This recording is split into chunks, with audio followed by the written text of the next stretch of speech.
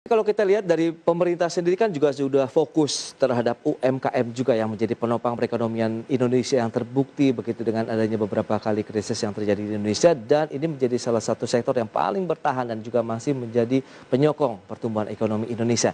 Bagaimana dengan peran pemerintah kemudian jadi pelaku usaha juga yang tergabung dalam KADI nih untuk bagaimana bisa menjaga aktivitas usaha dari teman-teman dari UMKM ini? Saya kira begini, Hmm.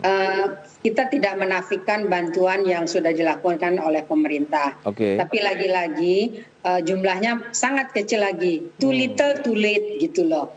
Jadi ini mungkin terlalu sedikit dan lambat. Nah, Baik. PPKM-nya sudah diberlakukan 1 bulan, bantuannya baru digelontorin gitu loh.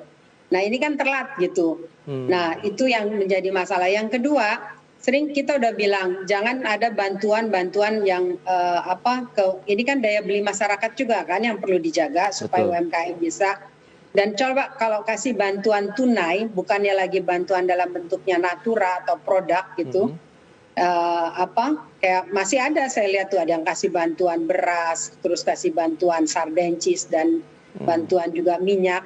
Nah, kalau dikasih bantuan tunai, itu warung tetangga hidup gitu. Oke. Nah, orang belanja. Nah, ini multiplier efeknya tinggi gitu dan penyiapan lapangan kerja. Tapi kan tidak. Nah, jumlah bantuannya juga masih sedikit sekali, apalagi kalau kita bandingkan misalnya dengan negara tetangga gitu.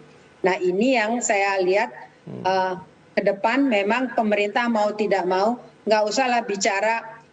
Memang pajak kita jumlahnya masih sedikit, masih 1 digit, belum 2 digit gitu. Oke. Nah, mungkin pemerintah harus berpikir kreatif juga mencari sumber pajak, misalnya sumber pajak dari ekspor kayak dari batu bara yang bagus gitu. Sumber pajak juga misalnya dari nikel gitu. Baik. Nah, dari itu dan itu cross subsidi dibantu ke pengusaha-pengusaha kecil dan termasuk pengusaha yang pabrikan.